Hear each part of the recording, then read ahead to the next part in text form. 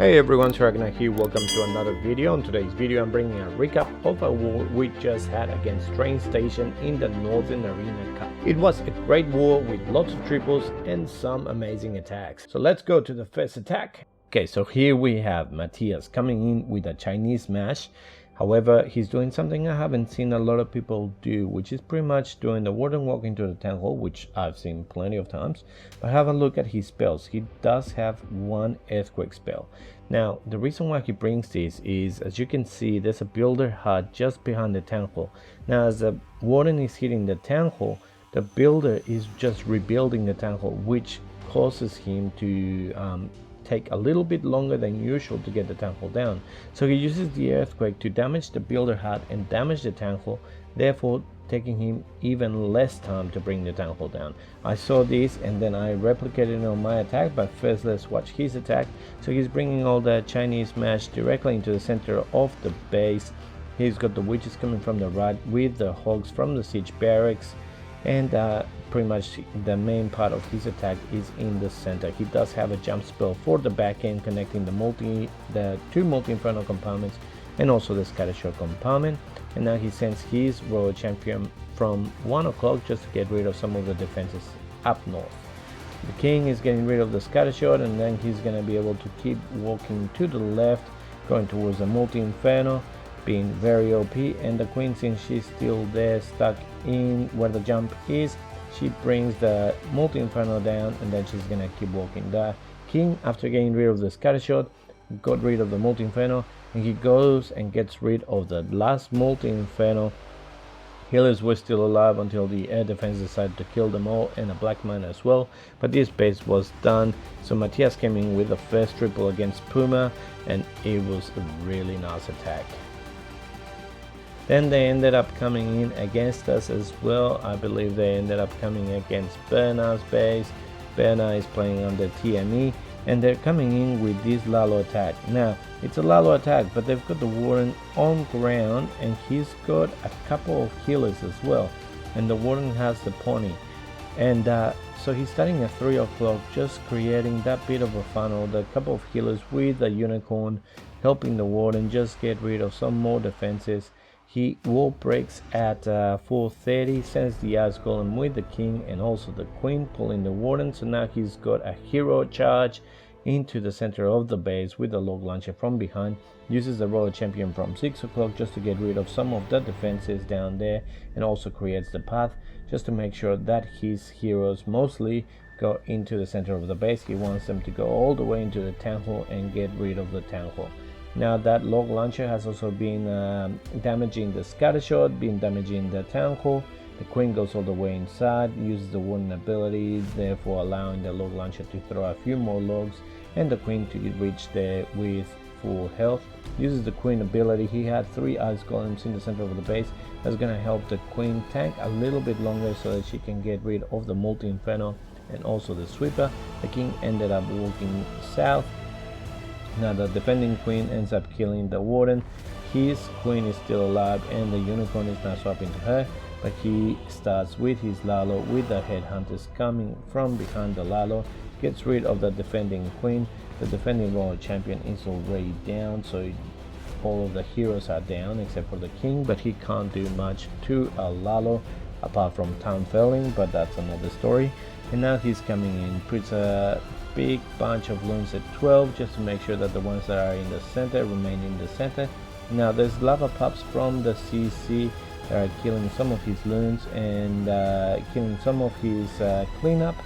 He decides to invest a freeze on the lava pups just to make sure that they do go down, and he still has plenty of loons, only 1 archer tower and a couple of Teslas left. And this was a really nice attack by Zinc with the Warden walk hero charge Lalo. So very nice and creative attack by him. Then I ended up coming here with the super archers, and as we saw on the first attack by Matthias, I decided to do the same thing, coming with an earthquake. As you can see here, the town hall had 4 builder hats behind it. If I just wouldn't charge the town hall, it would have taken me like 3.5 minutes just to get the town hall down. So I decided to do the same plan of bringing that earthquake, damaging the builder huts. We all know that if you damage the builder huts, it doesn't matter what other building you're damaging, The builders will always repair their own builder huts before they go and repair everything else. So now I put the king with a few witches and a super archer at 12 just to create the other side of the funnel. Then I'm gonna super wall break into the multi-inferno compartment. The golem and a few of the super archers go in there with the queen and the warden. Now sadly I had like 3 or 4 super archers there, as you can see, at 2 o'clock just hitting on the wall. I'm really not sure why, and this is gonna be causing a little bit of issues with the healers. They're gonna be swapping back and forward. Thankfully they ended up being OP, these healers, and they ended up swapping back to my team that was in the center of the base, which is where I needed them to be. I put the freeze for the multi-inferno and the ground expo. The queen ends up getting rid of the other scattershot. Now here the reason why I brought super archers instead of super wizards is because they can reach everything. As you can see here, the queen cannot reach that scattershot, but the super archers can. And I only wanted to bring 1 jump, I didn't want to bring 2 jumps. Obviously if you bring the super wizards and I had 2 jumps, one for the eagle and scattershot compartment on the back end, then it would have been okay. But this way with the super archers I can reach the buildings that I wanted without having to bring a second jump, so I could just invest another rage. And then the hawks from the siege barracks with the royal champion just coming all the way from 9 o'clock going all the way to 6. They're gonna be merging with the queen. And this was another triple by me against Zinc, and yeah, I was pretty proud of this attack. I was very happy myself, if you must say. But then they ended up coming in against my base and they also demolished it. So I was using this ring base and Puma ended up coming in with a Lalo. So he sends, I don't know, that was 5 or 6 loons there, coco loons.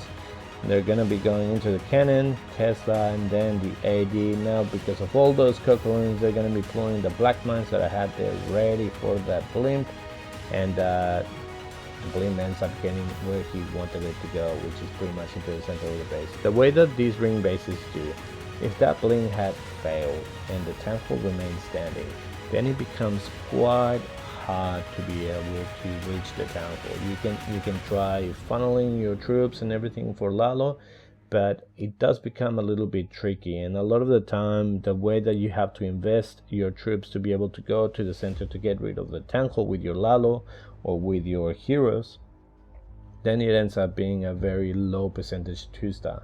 However, if your blimp does manage to get all the way to the temple and demolishes the center of the base is crushed.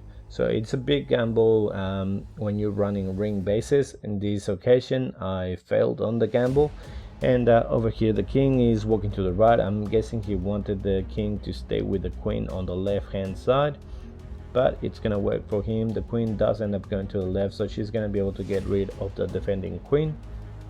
Sends a royal champion as the defenses are being tanked by the king and the yak. So now the royal champion from the back is going to be able to get rid of all of the defenses down there. Uses the invisibility spell for the queen just so that that queen can go down, and then also gets a Tesla bonus and an AD as well. So now he starts with his Lalo from 3 o'clock and sends the rest of them around at 12 to 1.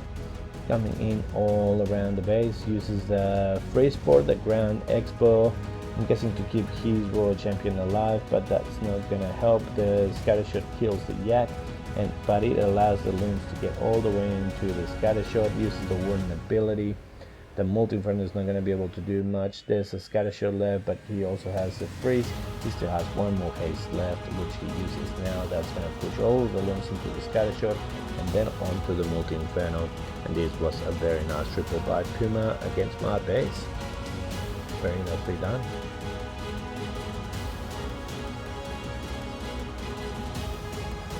Then we came in with CJ coming in with his queen charge Lalo. So he starts with a couple of loons for the blimp. The blimp starts flying all the way. He didn't want it to go all the way to the town hall. He just wanted it to get rid of the eagle and to create a little bit of pathing for his queen. And then he starts with his queen at 6:30. Now the eagle does go down with Yetis. It would have been pretty bad if it didn't. He was gambling, putting only 1 freeze for the headhunters, but then the queen decided to start hitting something else instead of the headhunters, so he did have to put the poison for them. Uses super wall breaker for the queen to go for the ground expo and the gold storage. and then he's funneling at around 8 o'clock with sneaky goblins. Once his gold storage goes down, he can send his super wall breaker. He wants to open that junction where the wizard tower and the bomb tower are. The super wall breaker, I'm guessing, doesn't fly on the traps. I think the springs are a little bit too slow for the super wall breaker to fly. And now he puts the king at 9 o'clock just to funnel her in. He wants the queen to go into the scattershot compartment, get rid of the royal champion. Then she's going to be able to get rid of one of the sweepers and also the town hall, which is a lot of value from this. And then if you look at it, the multi-inferno is also reachable from this compartment. So if he manages to keep his queen alive, this is going to be an amazing charge. Now she's hitting the town hall. That sweeper is helping his healers to stay away from the town hall beams, and obviously since the town hall is in that compartment, nothing is going to go to the town hall poison, which is perfect for us. I would say that at town hall 14, I really don't suggest kind of encasing your town hall, because then nothing will go into that town hall poison, and you're just wasting a really big defense at town hall 14, which is that poison. As you can see, the queen did end up getting rid of the defending queen and the multi-inferno as he was sending his loons from 12. They were flying in with a warden ability. The warden decides to do warden things, so the loons end up dying, but he still has his royal champion. Queen and royal champion with ability uses the royal champion ability, gets the scatter shot down. Now it's just a bomb tower, and that's it. It was an amazing attack by CJ. Finds a tornado trap at the end of the attack. It really doesn't matter. This was a nice triple by CJ against Jethro. And then TrainStation couldn't get a triple, so we ended up coming in here. Bernard comes in against Tupac, and we only needed a 2-star, but he wanted to go risky, and he started with his Skelly Donut, which somehow it's working. Last time he tried it, it didn't, but this time around it did, and the CC went down, the scatter shot went down, and pretty much got the value that he wanted from that. For the rest, he's got a Lalo, and obviously he's got his heroes. So he's starting with his king. He wants his king to go inside for that multi-inferno. So now he's getting rid of the AD, and then he is going to be going for the barracks. Now sadly, with the pathing, he just did not want to go for that multi-inferno, which is fine, but he's just going to continue out, and he's just going to keep walking around. Now the queen is heading that way, so she's going to be able to get rid of the town hall. Now with the barbs tanking all of the beams from the town hall, it gives her a little bit of extra time before she has to use the ability. So now with the ability, she's going to be able to get rid of that multi-inferno at 9 o'clock and damage this Grand Expo. I can't remember if he actually got it down in the end, which is perfect. He's already created a good pathing for his Lalo, sending the Stone Slammer for that multi-inferno, and also the lava pups were tanking the scatter shot for a bit, but then he does have to use the freeze for it. Since the headhunters went for the king, and then after they kill the king, they're going to be able to go for the defending queen, which is creating a little bit of trouble, although she's just tanked by the lava hound. All of the loons now coming from 3 o'clock, coming in for that eagle. The lava hound still alive and tanking, going to the last AD, and ends up popping. Now he's got the slammer loons and dragons in the center of the base, being pushed by the tornado, and the other loons are being flung around by the tornado trap. He still has his royal champion coming in underneath the loons, and they're all gonna be crashing all the way down to 6 o'clock. He still has the royal champ ability.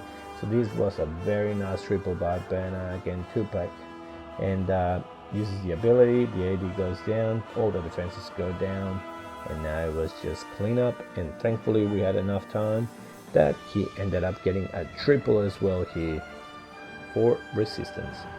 In the end, we finished 14-12, a very strong performance with 4 triples and a 96.2% destruction. Really good defenses as well, except for mine, probably. GG to TrainStation for a really nice war. If you liked that video, please click the like button, subscribe to the channel, and I'll see you next time with more Clash. See ya.